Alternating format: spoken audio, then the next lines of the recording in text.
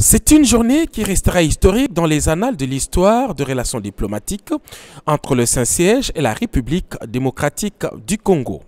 Accueilli dans la cour pontificale Saint-Damas par les préfets de la maison pontificale, le chef de l'État, Félix-Antoine Tshisekedi Tshilombo et sa suite, ont traversé les compartiments par une procession d'honneur, comme le veut la tradition vaticane.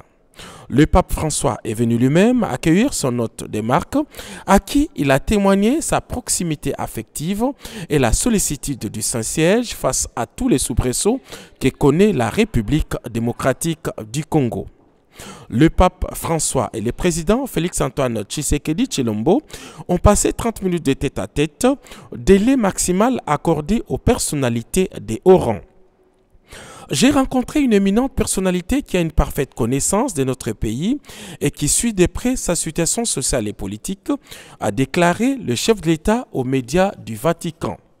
Aussi a-t-il renchéri avoir formulé de manière officielle l'invitation du pape François à visiter la République démocratique du Congo en 2021, année où le président Félix-Antoine Tshisekedi Tshilombo va prendre la présidence de l'Union africaine.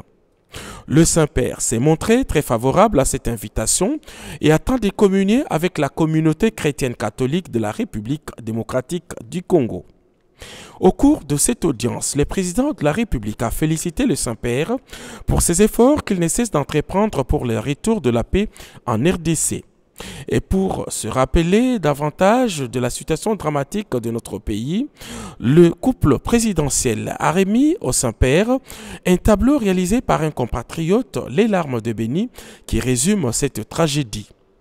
L'autre moment fort de cette visite papale aura été l'échange des instruments de ratification de l'accord cadre signé entre le Vatican et la République démocratique du Congo au bureau du secrétaire d'État du Vatican en présence du président de la conférence épiscopale nationale du Congo, Monseigneur Marcel Outembi.